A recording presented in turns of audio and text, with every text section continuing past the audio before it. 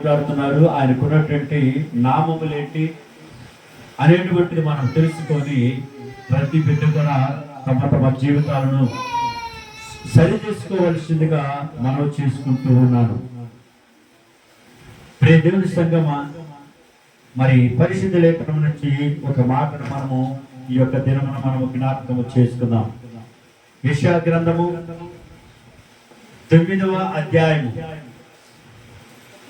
9వ అధ్యాయము 6వ వచనములో చివరి 2 లైన్లలో నుంచి కొన్ని మాటలు మనము ఈ యొక్క ఉదయకాలము మనము ధ్యానము చేసుకుందాం. మొదటి నుంచి చదువుతాం. ఏలయనగా మనకు ఒక శిశువు పుట్టెను, మనకు కుమారుడు అనుగ్రహింపబడెను, ఆయన భుజము మీద రాజ్యభారముండును. ఆశ్చర్యకరుడు, ఆలోచనకర్త, బలవంతుడైన దేవుడు, నిత్యుడకు తండ్రి, సమాధానకర్త యొక్క అధిపతి అని అతనికి పేరు పెట్టబడెను. హల్లెలూయా, హల్లెలూయా. మరి ఈ మాటల నుంచి కొన్ని మాటలు మనము ధ్యానము చేసుకున్నాము. దేవుడిచ్చినటువంటి ఈ శ్రేష్టమైనటువంటి సమయంలో ప్రభువైన యేసుక్రీస్తు వారు ఈ లోకములో ఒక ప్రవచన ప్రకారము దేవుడు తన కుమారుని ఏం చేసినట్టు యొక్క లోకానికి పంపించారు. యేసుక్రీస్తు వారు పుట్టక ముందే ఒక ప్రవచనము యెషయా భక్తుడి ద్వారా దేవుడు ఏం చేశారంటే బయలుపరిచాడు. ఏలయనగా మనకు ఒక శిశువు పుట్టుడు, మనకు కుమారుడు అనుగ్రహింపబడును, ఆయన భుజము మీద ఏముంటదంట, రాజ్యభారముండును. ఆయనకు ఆశ్చర్యకరుడు, ఆలోచనకర్త, బలవంతుడైన దేవుడు, నిత్యుడకు తండ్రి, సమాధానమునకు అధిపతి అని అతనికి ఏం చేశారు, పేరు పెట్టబడెను. అయితే ఈ యొక్క నామములో నుంచి ఈరోజు మన దేవుడు బలవంతుడైనటువంటి దేవుడు. ఆ బలవంతుడు అనేటువంటి మాటను ఈరోజు మనము ధ్యానం చేసుకుందాం. మన దేవునికి చాలా నామములు ఉన్నవి. ఒక నామం ఏంటంటే బలవంతుడైనటువంటి దేవుడు అని అంటున్నాడు. యేసయ్య ఎలాంటి దేవుడు అంటే బలవంతుడైనటువంటి దేవుడు. అంటే ఈ బలవంతుడైనటువంటి దేవుడికి మించినటువంటి మరి ఎవరు కూడా బలవంతులు లేరు అనేటువంటి విషయాన్ని మనము గ్రహించాలి. ప్రియ దేవుడు బిడ్డారా, కానీ ఈ యొక్క బలవంతుడు అనేటువంటి మాట హిబ్రూ పదం నుంచి తీసుకోబడినది. ఏ పదం నుంచమ్మా? హిబ్రూ పదము. మరి ఆ హిబ్రూ పదములో ఏముందంటే గిలోబార్, లేదంటే గిబోర్ అంటాం. ఏమంటామా? గిబోర్ అంటే దీని అర్థం ఏంటంటే బలమైన అనేటువంటి ఒక అర్థం వస్తుంది. పరాక్రమవంతుడు అనేటువంటి ఒక అర్థం, బలమైన పరాక్రమవంతుడు గిబోర్ అంటే. ఇంకోటి ఏంటంటే లేదంటే యోధుడు అంటాము. యోధుడు అన్నా కూడా అర్థం ఏంటంటే బలము కలిగినటువంటి వ్యక్తి. ఇంకోటి ఏంటంటే మహాశక్తిమంతుడు, మహాశక్తిమంతుడు అని ఈ యొక్క బలవంతుడు అనేటువంటి పదానికి హిబ్రూ భాషలో రాయబడినది. ఆ హిబ్రూ భాషలో ఏమంటారంటే గిబోర్ అంటాం. ఏమంటామా? గిబోర్. గిబోర్ అనేటువంటి మాటకు ఏమని ఇచ్చాడంటే అక్కడ అంటున్నాడు, ఒకటి బలమైనటువంటి దేవుడు, రెండోది పరాక్రమవంతుడైనటువంటి దేవుడు, లేదా యోధుడు.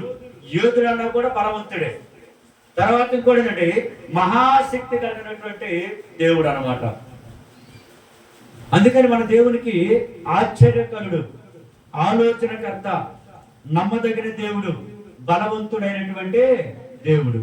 మరి బైబిల్లో తరచుగా కొన్ని పదాలు మనం వాడుతూ ఉంటాం. శక్తివంతమైనటువంటి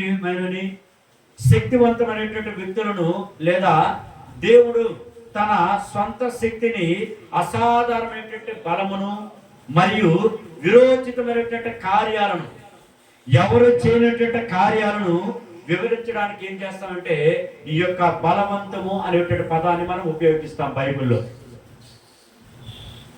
దేవుని సంగమా, దేవుని బిడ్డలను జ్ఞాపకం చేసుకొని ఈ రోజు మన దేవునికి, మన కుమారుడిగా ఉన్నటువంటి యేసయ్యకు ఉన్నటువంటి మరొక పేరు ఏంటంటే ఆయన బలవంతుడైనటువంటి దేవుడు. మరి ఈ యొక్క పదాన్ని బేస్ చేసుకొని, పదాన్ని ఆధారం చేసుకొని చాలా మంది దేవుడు బలవంతుడు దేవుడు కాబట్టి ఆయన మీద ఆధారపడి చాలా మంది బలం పొందుకోవటం అనేది జరుగుతుంది. అంటే శారీరక బలం కాదు మనకు కావలసినది. ఏ బలం కావాలి? ఆత్మీయ బలము కావాలి. శారీరక బలం ఉంటే మనం ఏది కూడా చేయలేము. అయితే ఆత్మ బలం ద్వారా మనం దేనైనా కూడా ఏం చేయొచ్చు? సాధించవచ్చు. ఒకనొక దినమున యేసుక్రీస్తు వారిని సిలువ వేస్తున్న సందర్భంలో అది మోసుకొని వెళుతున్నటువంటి సమయంలో ఒక ఇద్దరు వ్యక్తులు కనపడినప్పుడు వారిలో ఒక సీమోను అనేటువంటి వ్యక్తిని ఏం చేశారంటే తీసుకొచ్చి సిలువ వేసినప్పుడు ఏం చేశారు? ఆయన దాన్ని మోయమన్నప్పుడు మోయలేకపోయారు. మరి ఆయన చాలా బలవంతుడే, కానీ ఏం చేశాడు? దాన్ని మోయలేకపోయాడు. శారీరకంగా బలంగానే ఉన్నాడు, కానీ దాని ఆ సిలువను మోయటానికి మాత్రం అక్కడ అతనికి బలము చాలా. మరి ప్రియ దేవుని బిడ్డలారా, మనం ఇక్కడ జ్ఞాపకం చేసుకుందంటే ఆత్మీయ బలం అనేది మనము పొందుకోవాలి. మన దేవుడు ఆత్మ కలిగినటువంటి దేవుడు కాబట్టి ఆయన అనుసరించే వారందరూ కూడా ఆత్మతోనూ సత్యముతోనూ ఆయన ఏం చేయాలి? అనుసరించాలి, ఆరాధించాలి. అందుకనే బైబిల్లో ఈ మాటను తరచుగా వాడతాడు. బలవంతుడిది, శక్తివంతమైనటువంటి అనే పదము వాడతాము. ఈ వ్యక్తులను లేదా దేవుని యొక్క సొంత శక్తికి అసాధారణమైనటువంటి బలము మరియు విరోచిత కార్యాలను వివరించడానికి ఏం చేస్తారంటే ఈ పదాన్ని ఉపయోగిస్తారు.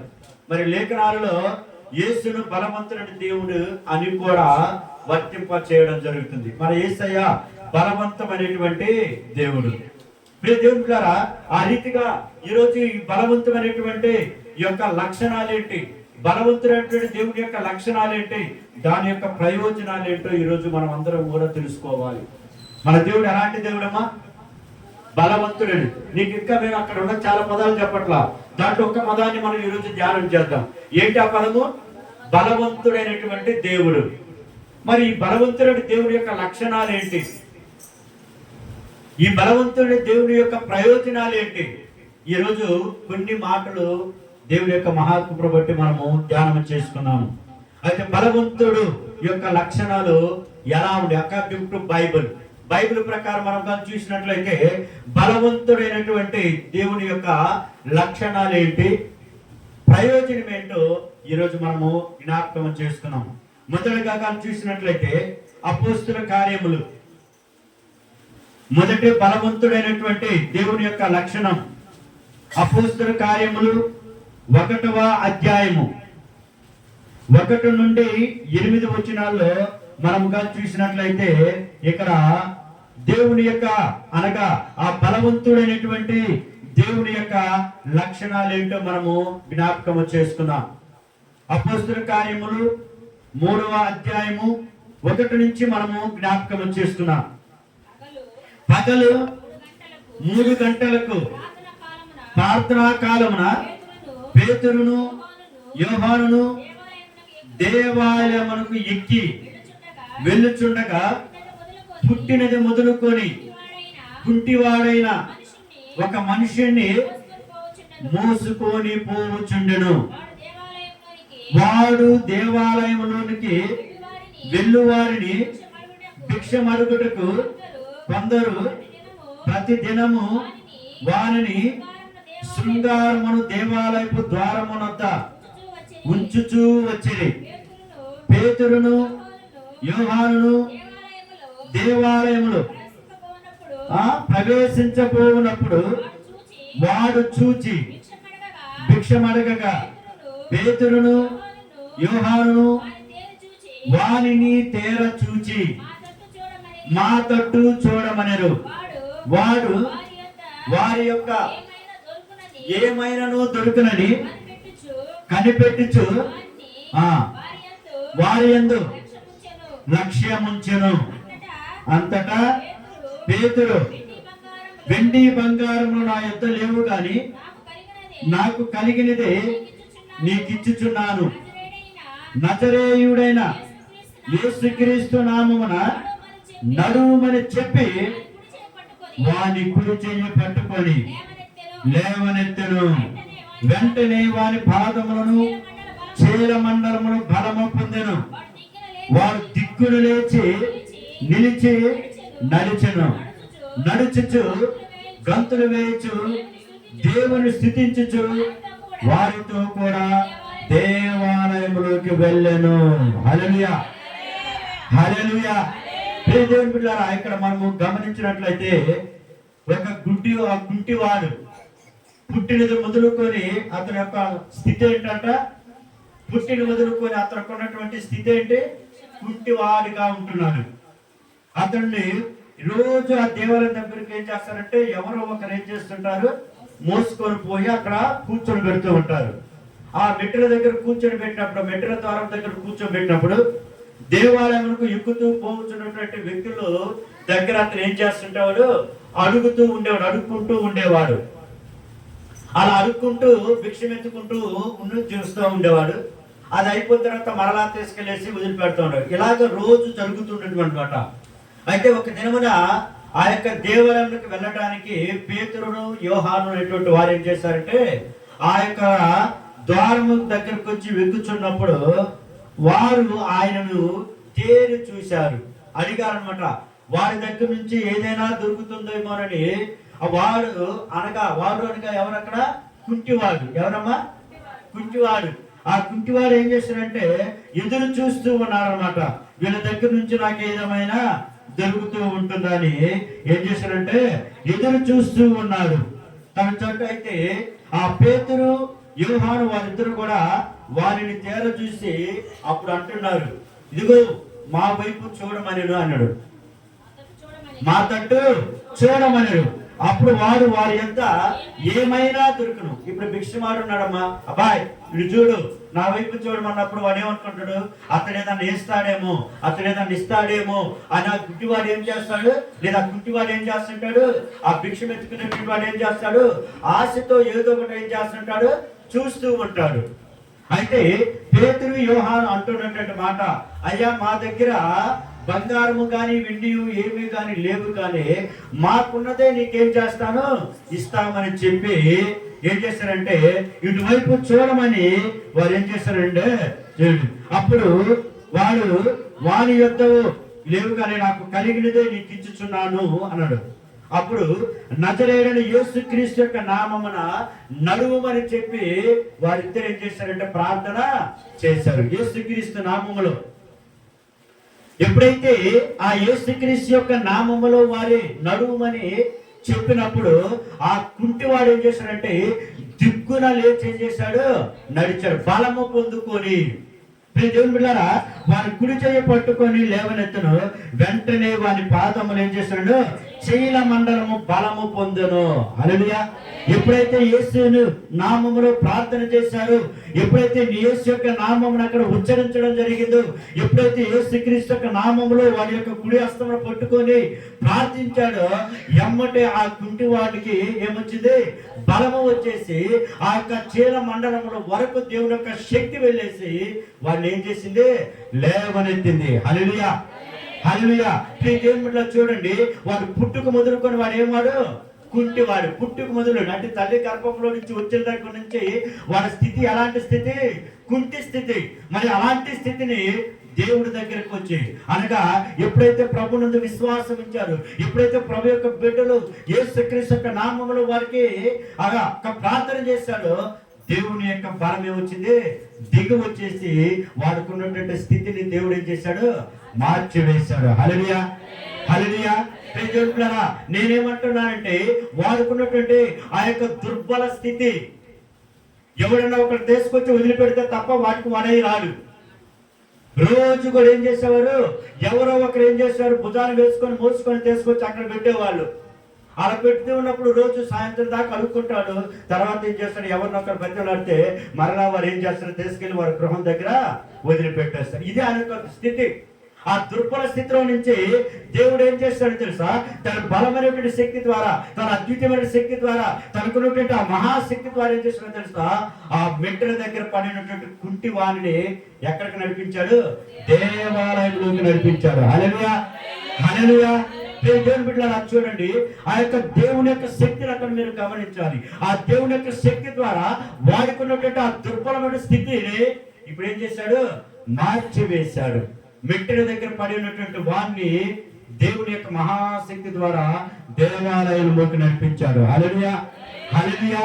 దేవుని బిడ్డలారా జ్ఞాపకం చేసుకోండి. అందుకని దీని ద్వారా మనకి తెలుసుకోవాల్సిన విషయం, తద్వారా అనగా ఎప్పుడైతే దేవుని యొక్క వాక్ శక్తిని పంపించడం జరిగిందో, ఎప్పుడైతే దేవుని యొక్క బలము ఆ కుంటి వాడి మీదకి దిగి వచ్చేసిందో, అప్పుడు వాడి యొక్క స్థితి ఏమైపోయింది? మారిపోయినది. వారి జీవితం ఏమైపోయిందమ్మా? మారిపోయింది.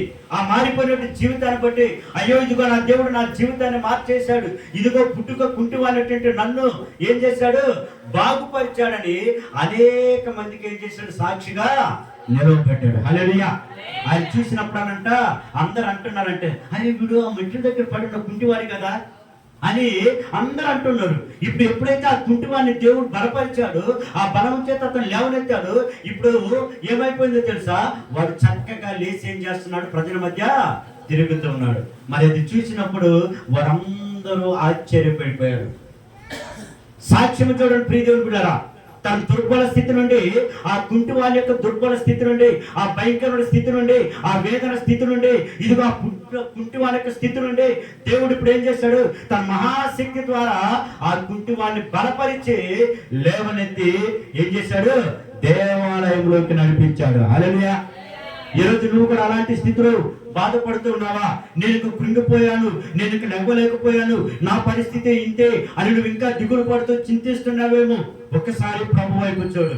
ప్రభును కనుక గుర్తించినట్లయితే, ప్రభును కనుక చేర్చుకున్నట్లయితే, ఇదిగో ఆ మెట్ల దగ్గర పడినటువంటి కుంటివాణ్ణి దేవుడు తన శక్తి ద్వారా లేవనైతే దేవాలయంలోకి ఎలా నడిపించాడో, నువ్వు కృంగిన స్థితిలో నుంచి కూడా నీ దేవుడు నిన్ను ఏం చేస్తాడు? పైకి లేవనెత్తుతాడు. హల్లెలూయా, హల్లెలూయా. ఇదిగో కృంగిన వాడిని నేను లేవనెత్తువాడునని దేవుడు సెలవిస్తున్నటువంటి మాట. దేవుని బిడ్డలారా, దేవుడి లోకంలోకి ఎందుకు వచ్చాడో తెలుసా? నువ్వు ఒకవేళ ఈ స్థితిలో ఉంటే నిన్ను దర్శించి నిన్ను ఆ స్థితిని మార్చడానికే ఆయన ఈ లోకంలోకి వచ్చాడు. మరి చూడండి, ఆయన ద్వారా ఎప్పుడైతే ఆ యొక్క దుర్బల స్థితి నుండి దేవాలయంలోకి ఆ యొక్క దేవుడు నడిపిస్తాడో, తద్వారా తన జీవితము మారిపోయింది. తన జీవితము అనేక మందికి సాక్షిగా అక్కడ నిలబడి. ఈరోజు నీ ప్రేమ దేవుని బిడ్డలారా, నీ యొక్క జీవితము దేవునికి సాక్షిగా ఉండాలి. అందరూ ఇదిగో ఈ కుంటి వాడిని దేవుడు ఎంత స్వస్థపరిచాడు చూడు. ఈ కుంటి వాడికి ఉన్నటువంటి ఆ దుర్బల స్థితి తీసివేశాడు. ఇప్పుడు ఎవరైనా బతిమలాడు కూడా అవసరం లేదు. చక్కగా ఏం చేస్తాడు? ఇంటి దగ్గర నుంచి దేవాలయం దగ్గరికి వస్తాడు. తనకి ఒకవేళ ఆ దుర్బల స్థితిని తీసివేస్తే చక్కగా తనకు తాను పని చేసుకుని ఏం చేస్తాడు? బ్రతుకుతాడు. ఒకప్పుడైతే ఒక్కరి మీద ఆధారపడాల్సి వచ్చేది. మరి ఇప్పుడైతే దేవుడు చేసిన మహాకార్యాన్ని బట్టి తన బలం ద్వారా తను ఏం చేస్తున్నాడు? నడవగలుగుతాడు. ఎంత గొప్ప దేవుడు, ఎంత గొప్ప దేవుడు మన దేవుడు. అందుకని ఆయనకి ఏమని పేరు ఎంతో తెలుసా? బలవంతుడైనటువంటి దేవుడు. హల్లెలూయా, హల్లెలూయా. మన దేవుడు శక్తి కలిగినటువంటి దేవుడు. ఆయనకు మించినటువంటి మరొక శక్తి ఏది కూడా లేదు. బలము. అందుకని బలవంతుడైనటువంటి దేవుడు ఆయనకు పేరు ఉన్నది. దుర్బల స్థితి జ్ఞాపకం అనుకుంటూ ఒకవేళ అనుకున్నాడేమో, అయ్యా నా దగ్గర ఏమి వెండి బంగారం లేదు, కానీ ఇదిగో నాకు కలిగినదే నీకేం చేస్తాను? ఇస్తాను. మరి చక్కగా వారు ఇరువురు కలిసి దేవుని నామంలో వారి యొక్క చెయ్యి పట్టుకొని ఏం చేశారు? దేవుని నామంలో ప్రార్థన చేసినప్పుడు వాడికి స్వస్థత కలిగినది. చక్కగా లేచి నడవగలుగుతాడు. గంతులు వేస్తున్నాడంట. ఇంకా ఆ కింద మాటలో మనం చూసినట్లయితే వాడు ఎలా వస్తున్నట్టమ్మా, వెంటనే వాడి పాదంలో చేల మండలం పొందారు. వాడు దిక్కునట్లయితే సడన్ గా లేచాడు. మన దేవుని యొక్క కార్యాలు కూడా ఎలా ఉంటాయి తెలుసా?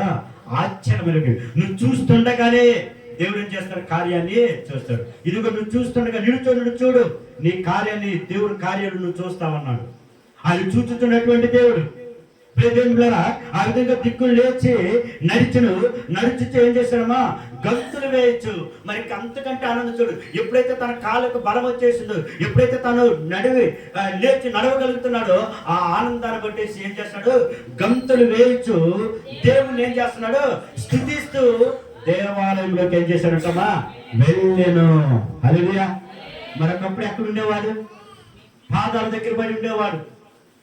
ఈరోజు దేవుడు ఏం చేశాడు? ఆ బిడ్డని తన ఆలయంలోకి నడిపించాడు. ఈరోజు నువ్వు కూడా అలాంటి స్థితిలో ఉన్నట్లయితే, ఇదిగో దేవునికి నువ్వు కూడా నమ్మకంగా జీవిస్తున్నట్లయితే, దేవుడి మీద ఆధారపడినట్లయితే, బలవంతుడు దేవుడు నా దేవుడు అని విశ్వసించినట్లయితే, నీ దుర్బల స్థితిలో నుంచి నీ దేవుడు ఏం చేస్తాడు? పైకి లేవనెత్తుతాడు. హల్లెలూయా, హల్లెలూయా. తన నమ్మినటువంటి పెట్టిన తల భాగముగా ఉంచుతాను కానీ తోక భాగముగా వచ్చానన్నాడు. మరి ఈరోజు ఆ కింద స్థాయిలో ఉంటే ఆ కుంటి వాడిని బలం ఇచ్చి, కాళ్ళు ఇచ్చి, శక్తిని ఇచ్చేసి ఈరోజు ఏం చేస్తాడు? ఒక ఎత్తైన ప్రదేశంలోకి ఏం చేశాడు? నిలవగలిగాడు. ఎంత గొప్ప కార్యం చేశాడో అది తెలుసుకొని ఆ కుంటివాడు అనగా గంతులు వేస్తూ దేవాలయంలోకి ఏం చేస్తున్నాడు? వెళుతున్నాడు. ఎలా వెళుతున్నాడు తెలుసా? స్తుతిస్తూ వెళుతున్నాడు, స్తుతిస్తూ వెళుతున్నాడు. ఈ రోజు మన జీవితంలో దేవుడు చేసిన మేలును బట్టి ఇదిగో ఆ కుంటివాడు ఏ విధంగా అయితే దేవుడు స్థుతిస్తున్నాడు, దేవుడు చేసిన మేలున కార్యాన్ని జ్ఞాపకం చేసుకొని ఏ విధంగా అయితే దేవుడు గణపరుస్తూ దేవుని కార్యంలోకి వచ్చాడో, మనం కూడా ఆయన సన్నిధిని కనపరచాలి. సంతోషంతో దేవుని యొక్క సన్నిధిలోకి మనం ఏం చేయాలి? రావాలి. అందుకని దావీదుతో కూడా ఒకరు వచ్చేసాయా, ఇదిగో ఈ రోజు దేవాలయంలోకి వెళుదాము రండి అన్నప్పుడు దావీదు ఏం చేశాడు? సంతోషంతో వాళ్ళతో ఏం చేశాడు? దేవాలయంలోకి వెళ్ళాడు. ఈ రోజు ఒక సహోదరి కావచ్చు, ఒక సహోదరుడు కావచ్చు, నీ నుంచి పిలిచి అమ్మా ఈరోజు దేవాలయానికి వెళ్దారా, దేవుడి దగ్గరికి వెళ్దాంరా, ఆలయానికి పోదాంరా, దేవుడి సన్నిధికి వెళ్దాంరా అని అన్నప్పుడు నువ్వెప్పుడు కూడా వెనకంజు వేయకాకు. ఎందుకో తెలుసా? నీ దేవుని యొక్క ఆశీర్వాదంలో కోల్పోతావు. అందుకే దేవుని యొక్క వెనక వేయక నువ్వు దేవుని దగ్గర సంతోషంతో, నువ్వు ఆర్భాటంతో కలిసినట్లయితే దేవుడు గొప్ప మేలు నీ జీవితంలో ఏం చేస్తాడో చేస్తాడు. హల్లెలూయా, హల్లెలూయా. మొదటి లక్షణము, బలవంతమైనటువంటి దేవుని యొక్క మొదటి లక్షణం ఏంటమ్మా? దుర్బల స్థితి నుండి వాడిని ఎక్కడికి మార్చాడు? దేవాలయంలోకి నడిపించాడు. హల్లెలూయా, హల్లెలూయా. మరి రెండవ లక్షణం చూద్దాం. లూకాసు వార్త 4వ అధ్యాయం 33వ వచనము 36వ వచనాన్ని మనము జ్ఞాపకం చేసుకున్నాం. లూకాసు వార్త 4వ అధ్యాయము 33వ వచనాన్ని మొదలు చదువుకున్నాం. స్తోత్రం, స్తోత్రం, హల్లెలూయా. లూకాసు వార్త 4వ అధ్యాయము ఒక చదువు. అపవిత్రమైన ఆత్మ పట్టిన వాడు ఒకడు ఉండెను. వాడు నజరేయుడైనటువంటి యేసు, మాతో నీకేమి, మమ్మ నశింపజేయి వచ్చితివా? నీవెవడవో నేను ఎరుగుదును, నీవు దేవుని పరిశుద్ధుడు అని బిగ్గరగా కేకల వేసును. 36వ వచనం చదువుదాం. అందుకు అందరూ విస్మయముంది, ఇది ఎట్టి మాట, ఈయన అధికారముతోను బలముతోను అపవిత్ర ఆత్మలకు ఆజ్ఞాపింపగానే అతను వదిలిపోవచ్చున్నానని కానీ ఒకరితోనొకడు చెప్పుకొనిచుండిరి. హల్లెలూయా. ఇక్కడ ఇంకొక లక్షణం ఉంది. ఎవరికి? బలవంతుడైనటువంటి దేవునికి. మన సబ్జెక్ట్ ఏంటమ్మా? మొదట బలవంతుడైనటువంటి దేవుడు. బలవంతుడైనటువంటి దేవుడికి ఉన్నటువంటి లక్షణం ఏంటి? ప్రయోజనం ఏంటి? మొదటి లక్షణం అని చెప్పా, దుర్బల స్థితి నుండి ఏం చేశాడు? దేవాలయంలోకి నడిపించారు. మరి ప్రయోజనం ఏంటంటే తన జీవితాన్ని సాక్షిగా దేవుడు ఏం చేశాడు? మార్చేశాడు. హల్లెలూయా. మరి ఇక్కడ అంటున్నటువంటి మాట ప్రియదంటారా, అప్పుడు మన దేవుడు ఎవరు, ఎలాంటి వారు అనేటువంటి అక్కడ దురాత్మ పట్టినటువంటి వ్యక్తి చెబుతున్నటువంటి మాట, అపవిత్రమైనటువంటి దయ్యపు ఆత్మను బట్టి వాడొకడు ఏం చేస్తున్నామా? దయ్యపు పట్టినటువంటి వాడొకడు ఉండెను. వాడు నజరేయుడైనటువంటి యేసు, మాతో నీకేమి. ఆ దయ్యము పట్టినటువంటి వాడు, అపవిత్ర ఆత్మను పట్టినటువంటి వాడు మాట్లాడుతున్నటువంటి మాట, యేసే వస్తుంటే, యేసు నీవెవరివి, మమ్మల్ని నశింపచేయడానికి వచ్చావా అని అడుగుతున్నాడు. యేసయ్య లోకానికి వచ్చింది మమ్మల్ని నశింపచేయడానికి కాదు, మనం ఏం చేయడానికి? మా అపవిత్ర ఆత్మతో బంధింపబడినటువంటి వారి, చీకట్లతో బంధింపబడినటువంటి నీవు, నీకు ఎలాంటి ఆధారం లేకుండా జీవిస్తున్నటువంటి నీవు, దుర్భర స్థితిలో ఉన్నటువంటి నిన్ను ఏం చేయండి? అపవిత్ర చీకట్లో బ్రతుకుతున్న నిన్ను ఆ వెలుగులోకి తీసుకురావడానికే ఆయన బలవంతుడుగా ఈ లోకానికి వచ్చాడు. మరి ఇక్కడ అంటున్నటువంటి మాట చూడండి, ప్రియదేవుడా, నజరేయుడైన యేసు, మాతో నీకేమి, మమ్మల్ని నశింపజేయడానికి అని వెలుగు, నీవెవడవో నాకు తెలుసు అంటాడు. మన యేసు ఎవడో అని తెలిసి చెబుతున్నాడు, నీవు పరిశుద్ధుడు అని బిగ్గరగా కేకలు వేసాను. హల్లెలూయా. మన దేవుడు ఎలాంటి దేవుడు? పరిశుద్ధ దేవుడని ఎవరంటున్నారు అక్కడ? అపవిత్ర ఆత్మ పట్టినటువంటి ఒక దెయ్యపు మనిషి అంటున్నాడు. మన దేవుని యొక్క గొప్పదనం చూడండి ప్రియ దేవుని సంగమా. అపవిత్ర ఆత్మతో ఉన్నటువంటి వాడిని దేవుడు విడిపించడానికి ఆయన దగ్గరికి వస్తుంటే అపవిత్ర ఆత్మ ఏమంటుంది? నువ్వు నన్ను నశింప చేయడానికి వస్తున్నావా? నీ ఎవడో నాకు తెలుసు. జ్ఞాపకం చేసుకొని మన దేవుడు బలవంతమైనటువంటి దేవుడు కనుక అపవిత్రత నుండి ఏం చేస్తాడో తెలుసా? ఆ వ్యక్తిని పవిత్రతలోకి మార్చాడు. హల్లెలూయా, హల్లెలూయా. ఒకసారి చూసినట్లయితే 36వ వచనంలో ఆ రీతిగా రాయబడింది. ఎలా అంటే 33లో ఆ రీతిగా రాయబడితే 36 అంటుంది చూడు, అందుకందరూ అనగా అదంతా చూడు బిగ్గరగా కేక వేశాడు. అంతటా యేసు ఊరకుండము ఏమంటాడు చూడు, ఇతనిని వదిలిపోమ్మని వారిని గద్దెంపగా దయ్యము వారి మధ్య నుండి నిజమా పడద్రోసి వారికి ఏ హాని చేయక ఏం చేసిందంట? వదిలిపోయెను. హల్లెలూయా. చూడండి ప్రియజనులారా, ఎప్పుడైతే యేసుక్రీస్తు వారు ఊరుకున్న దెయ్యాన్ని గద్దించేశాడో అప్పటికప్పుడు ఏం చేసింది తెలుసా? ఆ దెయ్యము వాడిలో నుండి ఏం చేసింది? వెడలిపోయినది. ఏమైపోయిందమ్మా? వెడలిపోయింది. మన దేవుడు శక్తి కలిగిన దేవుడు కాబట్టి ఆ శక్తి చేత అపవిత్ర ఆత్మ పట్టినటువంటి ఆ దెయ్యాన్ని ఏం చేస్తాడో తెలుసా?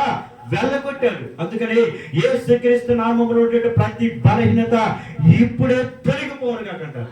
అంటే ఆ శక్తి చూడండి, ఆ శక్తిని ఉంటే బలవంతము.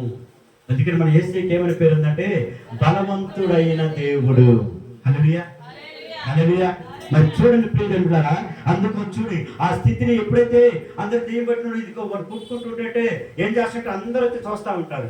మనకు కూడా మన మధ్య దెయ్యం పట్టిన వాళ్ళు ఏం చేస్తారు? జుట్టు అంతా ఎలా తీసుకుంటారు, ఎవడంతే వాళ్ళు పడుతూ ఉంటారు, ఓకేనా భయంకరంగా చేస్తుంటారు. మరి అలాంటి సమయంలో యేసుక్రీస్తు వారు వచ్చి ఎప్పుడైతే గద్దించాడో వాడి నుండి ఆ దెయ్యం అపవిత్రాత్మ ఏమైపోయింది? పారిపోయింది, పోయి నెమ్మది కలిగిపోయింది. అతనికి నెమ్మది కలిగేసరికి అది చూసినటువంటి వారందరూ కూడా విస్మయం పొందారు. విస్మయం పొందినట్టు అతడు ఆశ్చర్యపడ్డారు. ఇదేంటి? ఆయన ఒక్కసారి వచ్చేసి ఆ మాట పలకంలోనే వీళ్ళు ఉన్నటువంటి ఆ దురాత్మ ఏమైపోయింది?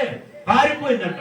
మరి ఎన్ని రోజుల నుంచి ఎన్ని సంవత్సరాల నుంచి ఆ బాధపడుతున్నారు. మరి ఒక్కసారి యేసు దగ్గరికి వచ్చినప్పుడు విడుదల వచ్చింది. హల్లెలూయా. దేవుడు జ్ఞాపకం చేసుకుని బలవంతమైనటువంటి దేవుడు సెలవిస్తే ఎంత బలవంతమైన సరే ఏమవ్వాల్సిందే? పారిపోవాల్సిందే. ఆ నామములో గద్దించినప్పుడు అదేం తెలుసా? వాడిని విడిచి ఏమైపోయిందంట? వెళ్ళిపోయింది. ప్రియమిత్రులారా, నేనేమంటుంటే దేవుని యొక్క క్యారెక్టర్, దేవుని యొక్క లక్షణం ఏంటో తెలుసా? అపవిత్ర ఆత్మ నుండి వాడిని పవిత్రతలోకి ఏం చేశాడు? మార్చాడు. హల్లెలూయా, హల్లెలూయా.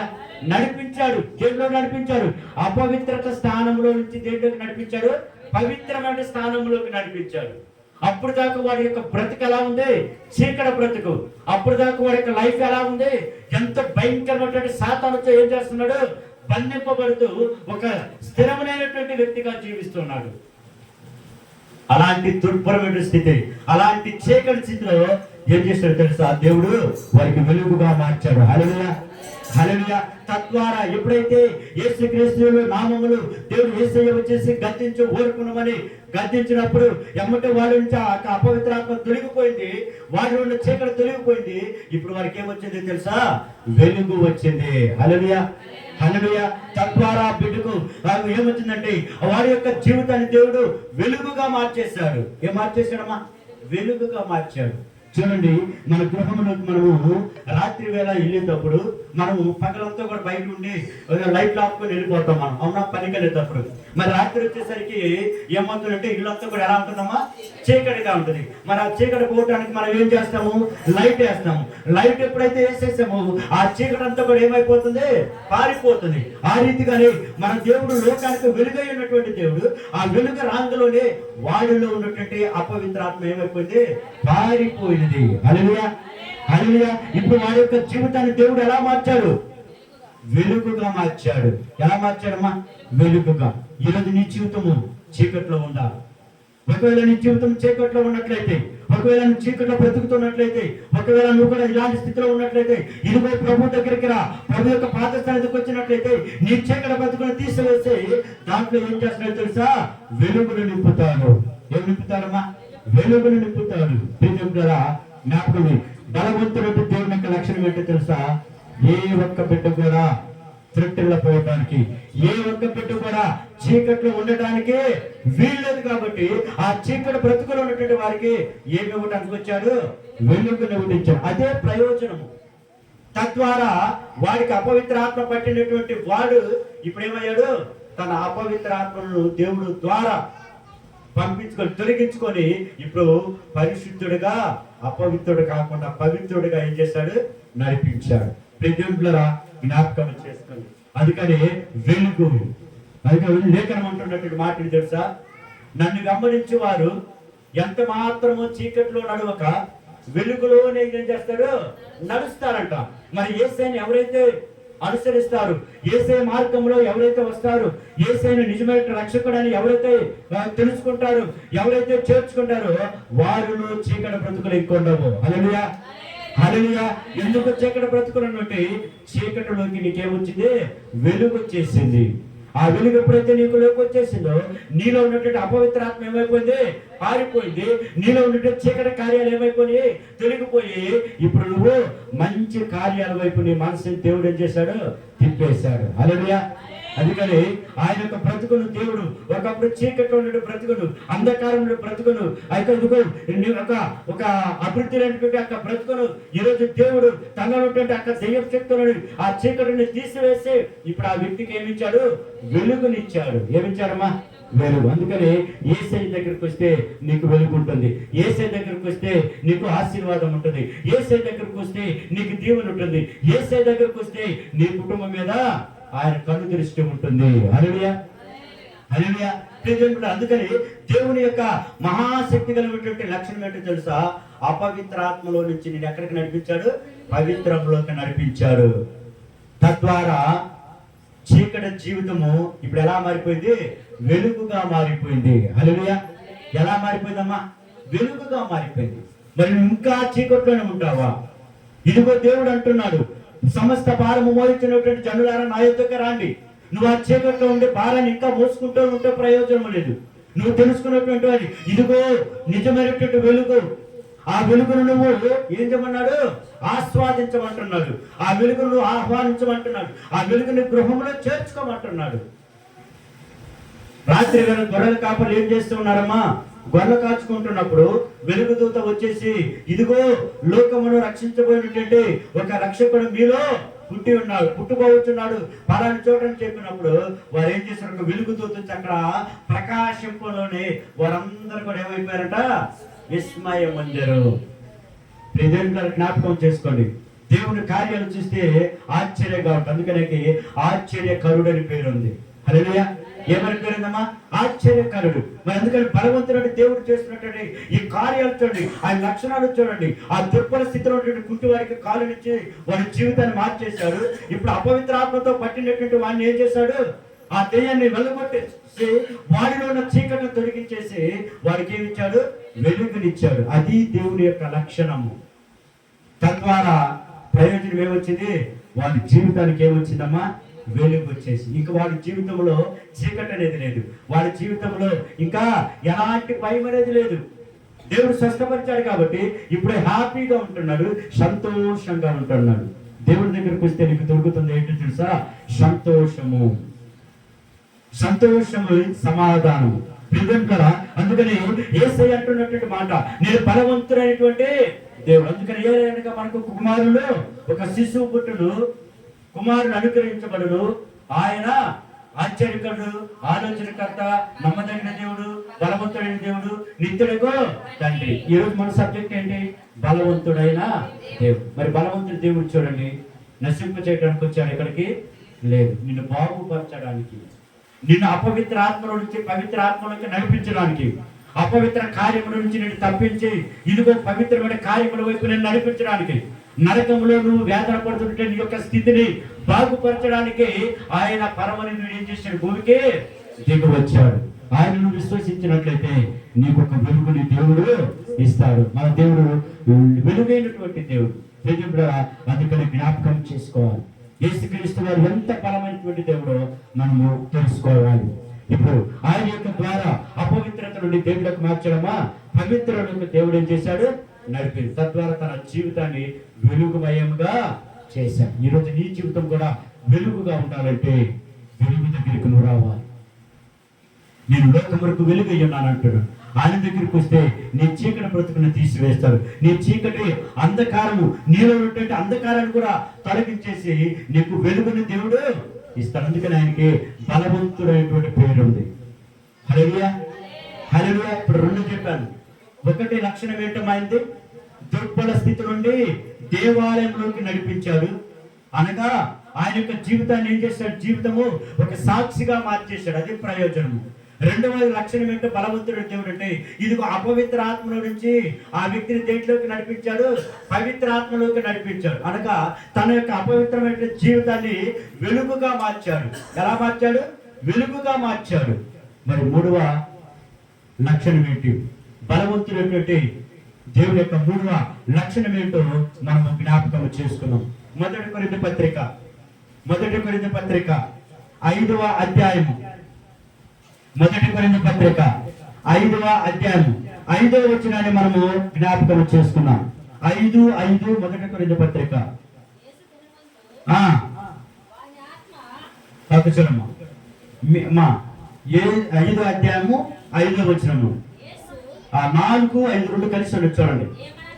ఏమనగా ప్రభువైన యేసు దినమందు వాని ఆత్మ రక్షింపబడునట్లు శరీరేచ్ఛలు నశించుటకై మన ప్రభువైన యేసుక్రీస్తు నామమున మీరును నా ఆత్మయు మన ప్రభువైన యేసుక్రీస్తు బలముతో కూడి వచ్చినప్పుడు అట్టి వానిని పాతాళం సాతానుకును అప్పగింపబలను.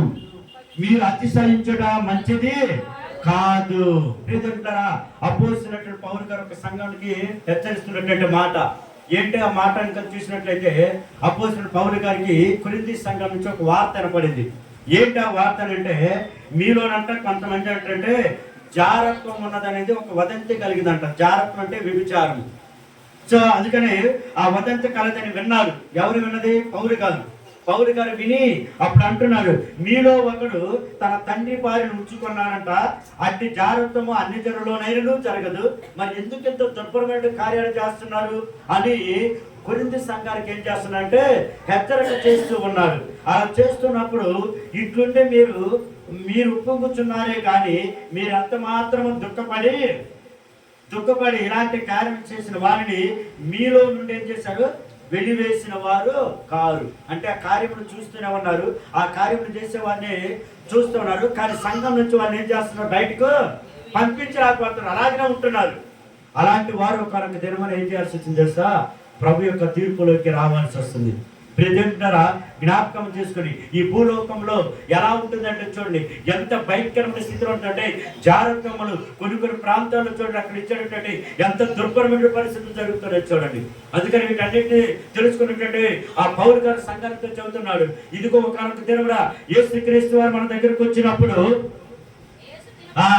యేసు దినము వచ్చినప్పుడమ్మా వారి యొక్క ఆత్మ రక్షింపబడినట్లు శరీరేచ్ఛలు ఇవి దేవునికి చాలా దూరం చేస్తాయి. శరీరాశ, నేత్రాశ, జీవుడము ఇవన్నీ కూడా దేవుని దగ్గర నుంచి వచ్చినవి కావు. ఇవి ఎవరి దగ్గర నుంచి వచ్చినాయి? సాతాను దగ్గర నుంచి వచ్చినాయి. మరి అందుకని ఆ శరీరేచ్ఛలు, ఆ నేత్రాశ మనలో చేయాలి, తీసివేసుకోవాలి. అప్పుడు దేవుని యొక్క ఆత్మ నీలోకి వస్తుంది. అప్పుడు దేవునితో నువ్వేం చేస్తావు? సహవాసం చేయడానికి దేవుడు నీకు అనుమతిస్తాడు. నీలో శరీరేచ్ఛన పెట్టుకొని నువ్వు దేవుడి దగ్గరకు వస్తే దానివల్ల ప్రయోజనము లేదు. మీలో ఇదిగో జాగ్రత్త ఉన్నది నాకు తెలిసింది కనుక వారిని సమాజం నుంచి లేదా సంఘం నుంచి ఏం చేయాలి? వెలివేయమంటున్నాను.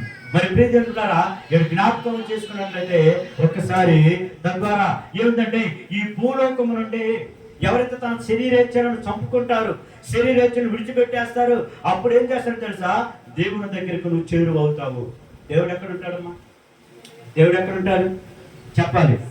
ఆకాశమందు ఆశీనుంటాడు. దేవుడు ఎక్కడ ఉంటాడు? పరలోకంలో ఉంటాడు. మనం ఎక్కడున్నాము?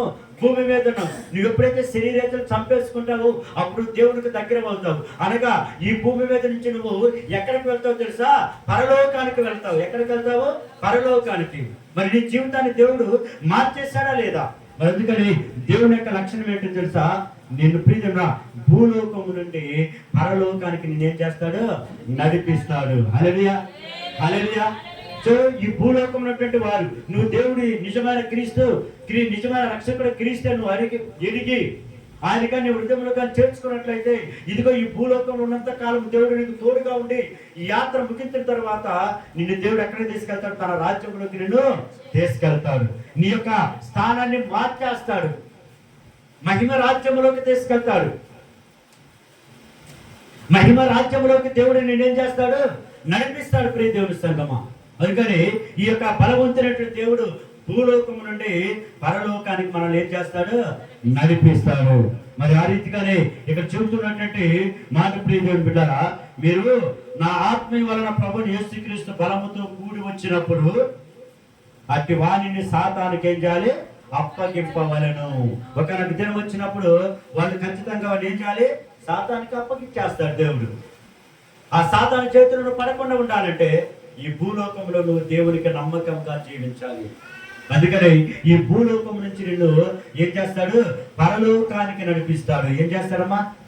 దేవుడితో వస్తానంటున్నాడు. దేవుడితో వస్తాడు. అక్కడ ఇచ్చాడు, ఒక పదం ఇచ్చాడు.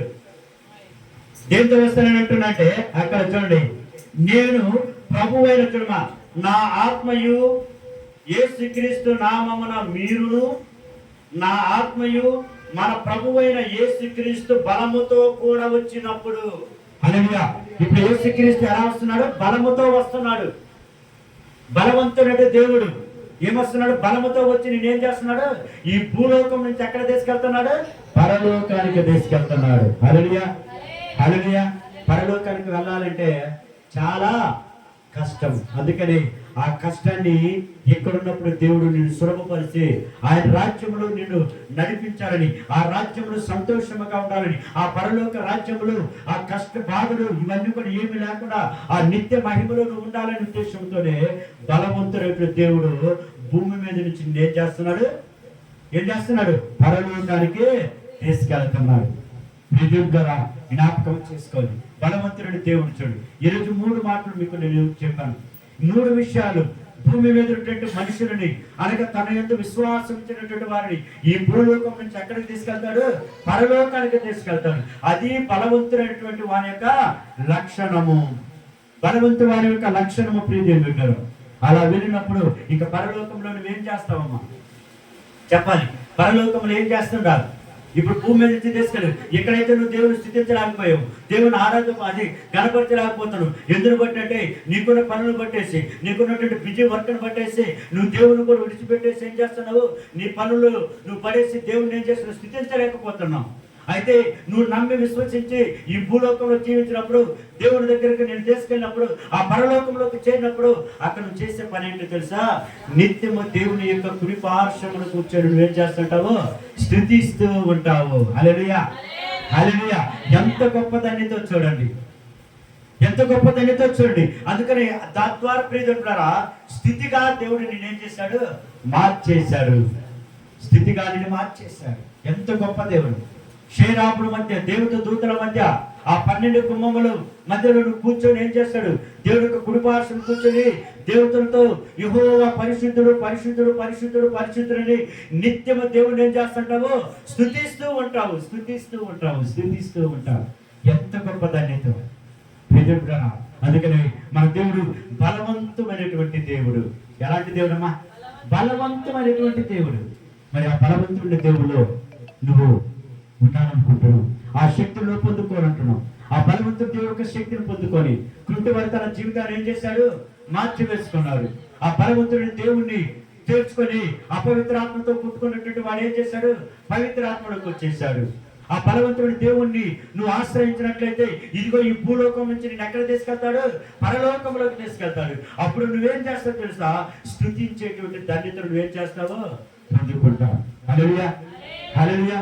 ప్రియదేవులారా ఈ 3 విషయాలు తెలుసుకోండి. నువ్వు నా దేవుడు ఎంత గొప్ప దేవుడు అని నువ్వు కానీ ఆలోచన చేసినట్లయితే, నువ్వు నమ్మినట్లయితే నీ జీవితాన్ని కూడా మార్చడానికి దేవుడు సిద్ధంగా ఉన్నాడు.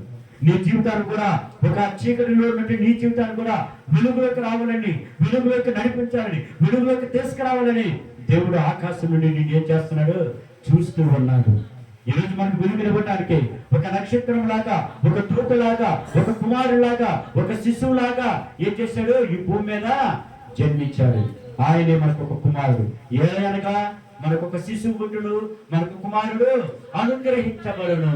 ఆ కుమారుడే ప్రభువైన యేసు. ఆయనే లోకరక్షకుడు.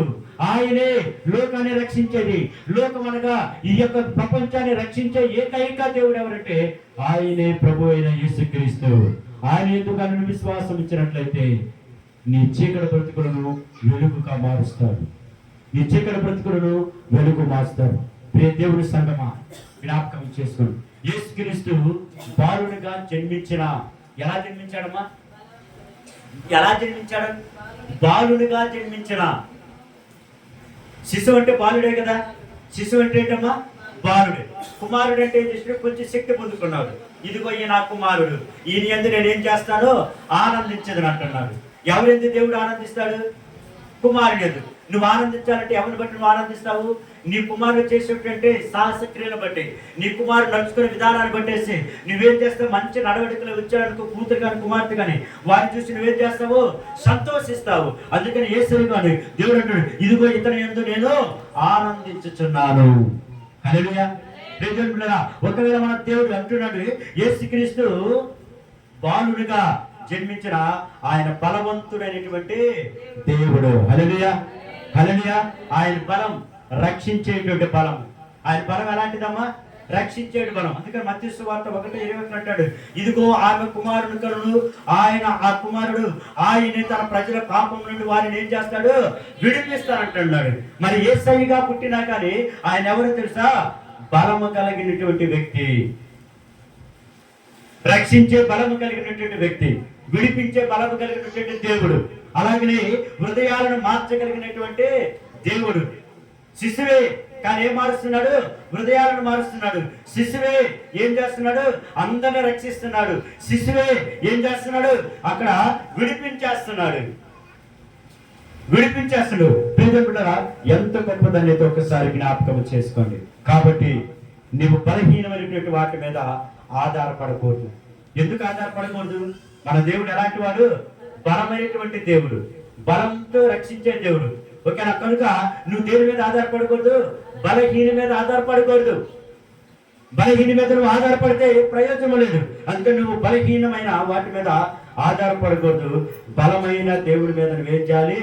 ఆధారపడాలి. హల్లెలూయా, హల్లెలూయా. మరి ఈరోజు నువ్వు దేని మీద ఆధారపడుతున్నావో ఒక్కసారి పరిశీలన చేసుకోవాలి. ఒకసారి మనం ఆత్మ పరిశీలన చేసుకోవాలి. ఈ రోజు నాకున్న ధనం మీద నేను ఆధారపడి ఉన్నానా? ఈ రోజు నాకున్న డబ్బు మీద నేను ఆధారపడి ఉన్నానా? ఈ రోజు నాకున్న పలుకుబడి మీద నేను ఆధారపడి ఉన్నానా? ఈ రోజు నాకున్నటువంటి ఆస్తుల మీద నేను ఆధారపడి ఉన్నానా? ఈ రోజు నేను దేవుని మీద ఆధారపడి ఉన్నానా? దేని మీద ఆధారపడి ఉన్నానో ఒకసారి మనం ఆత్మ పరిశీలన చేసుకోవాలి. మన దేవుడు బలవంతుడు దేవుడు కనుక ప్రియుడా, అప్పుడు దేవుడు నువ్వు ఎప్పుడైతే దేవుడి మీద ఆధారపడతావో, బలవంతమైన దేవుడి మీద ఆధారపడతావో, అప్పుడు తన బలముతో నీ గతాన్ని ఏం చేస్తాడు తెలుసా? మహిమగా మార్చేస్తాడు. హల్లెలూయా. గత జీవితం చూడండి, ఆ కుంటివాని యొక్క గత జీవితం ఎలా ఉందమ్మా? ఎంత దుర్భరమైన స్థితి. ఇప్పుడు దేవుడి మీద ఆధారపడ్డాడు కాబట్టి ఇప్పుడు తన జీవితాన్ని ఏం చేశాడు? మహిమకరంగా మార్చేశాడు. హల్లెలూయా, హల్లెలూయా. అందుకే బలవంతమైన దేవుడి మీద నువ్వు ఆధారపడినప్పుడు నీ గత జీవితాన్ని కూడా ఏం చేస్తాడు? మార్చివేసేస్తాడు. అందుకని ఎవడైనా నువ్వు క్రీస్తునందు ఉన్నాయా వాడు నూతన సృష్టి, ఇదిగో పాత విగతించుడు, సమస్తం కూడా ఏమైనా క్రొత్తవాయను.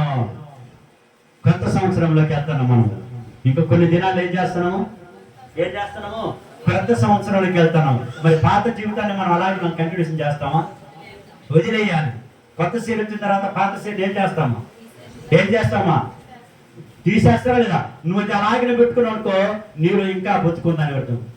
నువ్వు ఆ పాత సీడ్ ఇంకా అలా దాచిపెట్టుకున్నావు అనుకో, దానికి ఏమర్థం? దాని అర్థము ఇంకా నువ్వు పాత జీవితం నీలో ఉంచుకోడు. అంతే బాగుందనుకో, బాగుంటే పక్కన ఒకటి ఇచ్చేసి ఇబ్బంది ఏముంది? మళ్ళీ దాన్ని పదే పదే తీసుకొచ్చిన అనుకో,